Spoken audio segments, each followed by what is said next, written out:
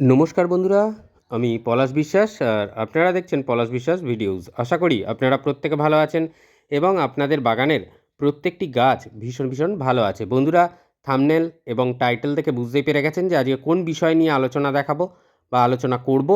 দেখতেই পাচ্ছেন বেলি ফুল গাছ কুঁড়ি চলে এসেছে। দেখুন পাশাপাশি আবার মিলিবাগও চলে এসেছে, কারণ মিলিবাগ চট করে আসে না বেলি ফুল গাছে, যেহেতু আমার বাগানে জবা গাছের সংখ্যা একটু বেশি। তো জবা গাছে এই সময় কিন্তু মিলিবাগ যা পোকার আক্রমণ হয়, আর সেই কারণে কিন্তু তার থেকে অন্যান্য গাছেও ছড়ায়। তো যাই হোক, খুব বেশি লাগে না মিলিবাগ বেলি ফুল গাছে। তো যেটা বলবো যে পোকামাকড় থেকে সব গাছকেই দূরে রাখতে হবে নিম অয়েল স্প্রের মাধ্যমে। সপ্তাহে একবার করে নিম অয়েল স্প্রে করবেন সব গাছে, তাহলে পোকামাকড়ের আক্রমণের চান্স অনেক কমে যায়।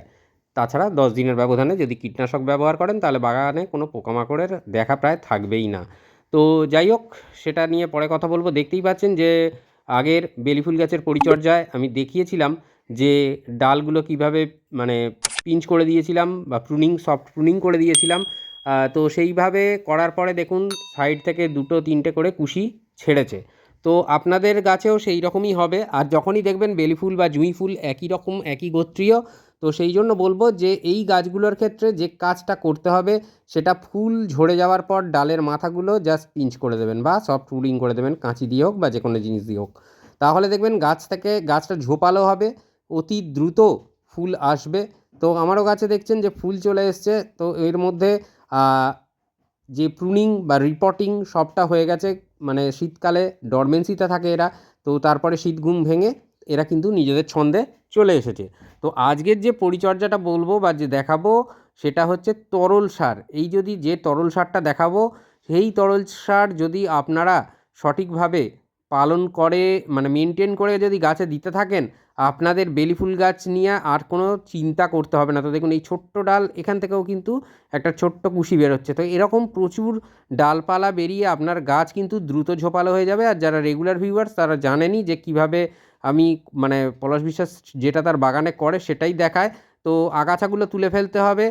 আগাছা টবের মাটিতে এক্কেবারে হতে দেওয়া যাবে না, কারণ আগাছা হলে টবের মাটিতে যে আমরা খাবারগুলো প্রদান করি সেগুলো কিন্তু খেয়ে শেষ করে দেবে।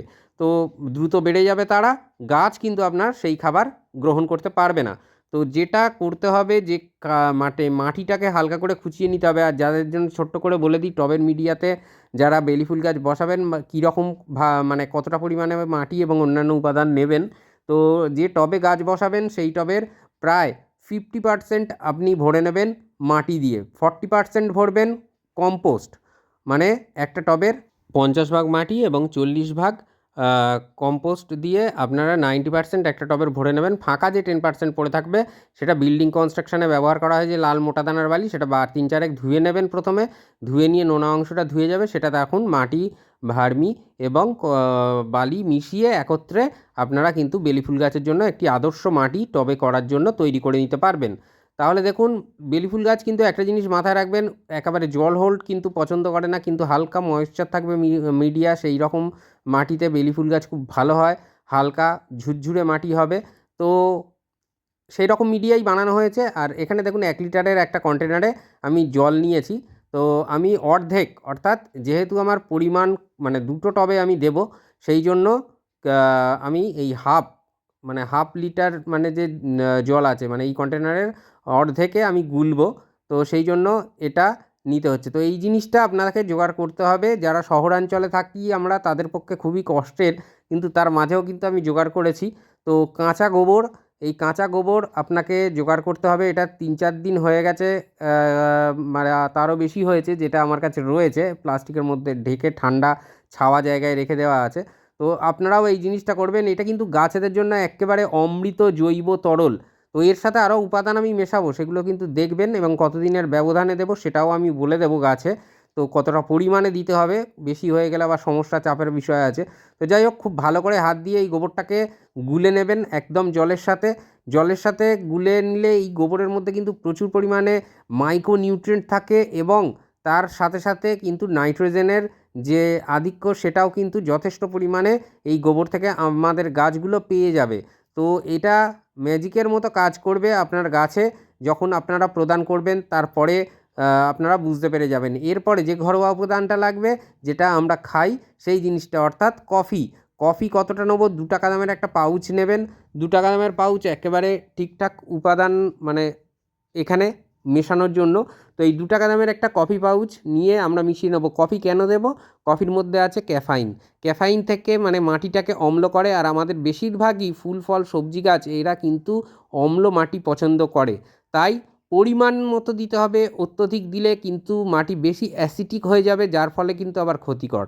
অর্থাৎ মাটির পিএইচ লেভেলটা মেনটেন করে আমাদের কিন্তু এই পরিমাণে দিতে হবে। তো যাই হোক, ভালো করে আমরা গুলিয়ে নেব, ক্লকওয়াইজ অ্যান্টি ক্লকওয়াইজ গুলিয়ে নেব, যাতে করে এই খাবারটা সুন্দরভাবে মিশে যায় এবং গোবরের পাশাপাশি এই কফির যে মানে উপাদান সেটাও যেন এই জলের সাথে খুব ভালোভাবে গুলে যায়। এইটা করার জন্যই এই ক্লকওয়াইজ এবং অ্যান্টি ক্লকওয়াইজ আমাদের গুলিয়ে নিতে হবে। এবারে বলবো যে কখন দেবেন। এই খাবারটা দেবেন তখনই যখন আপনার বাগানে প্রথম সূর্যালোক আসছে, সেই রকম সময়ে আপনাকে কিন্তু এই খাবারটা প্রদান করতে হবে, অর্থাৎ দিনের বেলা। কখনোই রাত্রিবেলা আমরা কিন্তু এই খাবারটা বা সন্ধ্যেবেলায় দেবো না। তো দেখুন 1 লিটার তরল হয়ে গেল, 500 ml জলের মধ্যে গুলে নিয়েছি, গুলিয়ে নিয়ে আরও সাধারণ 500 ml জল আমি কিন্তু দিয়ে দিলাম, অর্থাৎ 1 লিটারের কন্টেনার সম্পূর্ণ হলো। আর এটা 1 লিটারের একটা রঙের কন্টেনার। তো যাই হোক, এর মধ্যে কিন্তু আমরা এই গুলিয়ে নিলাম বিষয়টা। এবারে যে কতটা পরিমাণে দেবো, তো দেখুন এটা একটা অনুষ্ঠান বাড়িতে জল খাওয়ার যে প্লাস্টিকের গ্লাসগুলো, সেই গ্লাসগুলো আমি নিয়েছি। এটাতে মোটামুটি 200 থেকে 250 ml পর্যন্ত জল মানে তরল সার ধরবে। তো 200 ml এই গ্লাসের সাইজ যা আছে 200 ml ধরবে। তো এটাকে আমরা দেব 2 গ্লাস, অর্থাৎ আমরা কিন্তু 400 ml থেকে 500 ml তরল আমরা একটা 10 বা 12 ইঞ্চি টবের জন্য ব্যবহার করতে পারি। তাহলে বুঝতে পারলেন যে কতটা পরিমাণে আপনাকে দিতে হবে, কখন দিতে হবে এবং এরপরে বলবো কতবার দিতে হবে। এটাকে এই যে খাবারটা দেওয়া দেখাচ্ছি, এটা এই মার্চ মাসে আপনারা দিয়ে দেবেন 15 দিনের ব্যবধানে, অর্থাৎ 2 বার মাত্র দিতে হবে। মিক্সড খাবার যেটা দেখিয়েছিলাম, যারা দেখেননি ভিডিও লিস্টে গিয়ে দেখে নেবেন যে কোন মিক্সড খাবার দিতে হবে, এবং সেই মিক্সড খাবার দেওয়ার অন্তত 10 দিন পরে এই খাবারটা আপনারা প্রদান করবেন। 10 দিন মানে 8 দিন, 1 সপ্তাহ পর থেকে প্রদান করা যায়। তো 10 দিন পরেও আপনারা প্রদান করতে পারলে ভালো রেজাল্টটা পাওয়া যাবে এবং গাছও একদম নিরাপদ থাকবে। তো যাই হোক, যেভাবে বললাম সেইভাবে দেবেন। টবের মিডিয়াতে যদি মিক্সড খাবার দেন তার থেকে 10 দিন মানে 7 দিন থেকে 10 দিন পরে আপনারা এই তরলটা গাছে প্রদান করতে পারেন। আর এছাড়া যদি ধরুন আমি কথার কথা বলছি, পেঁয়াজের খোসা বা যে কলার খোসা ভেজানো যে তরল বলি, সেই তরল দেন যদি, তাহলে মাঝে একটা দিন গ্যাপ রেখে এই তরল সার দিয়ে দিতে পারেন। বেলি ফুল গাছ কিন্তু দুর্দান্ত ফিডব্যাক দেবে আপনাকে, আমি এটা বলে দিলাম, কথা দিয়ে দিলাম। কারণ গাছ যেমন মোটা হবে গোড়া, তেমন কিন্তু প্রচুর পরিমাণে ফুল আপনারা পাবেন।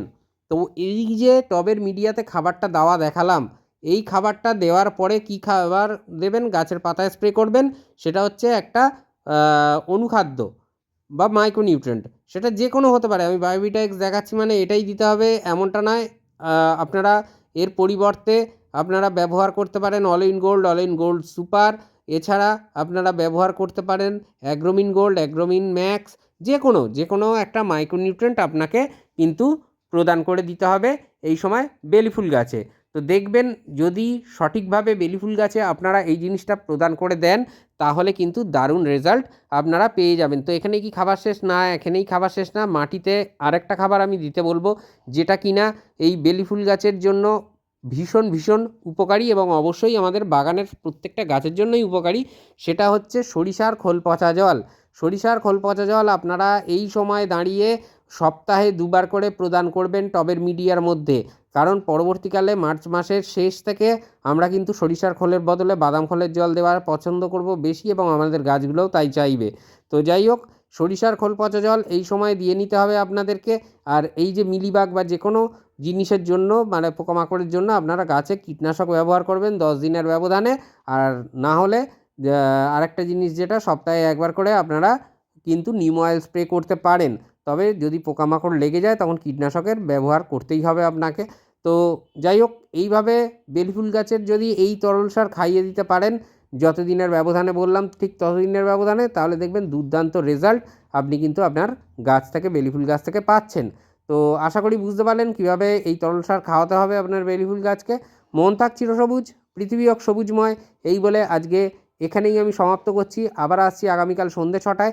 ততক্ষণ সকলে সুস্থ থাকুন, ভালো থাকুন, প্রচুর পরিমাণে গাছ লাগানোর পাশাপাশি অবশ্যই দেখতে থাকুন পলাশ বিশ্বাস ভিডিওস। তো বন্ধুরা, আজকের মতো এ পর্যন্তই। নমস্কার। আবার আসবো আগামীকাল ঠিক সন্ধ্যে 6টায়। হ্যাপি গার্ডেনিং বন্ধুরা।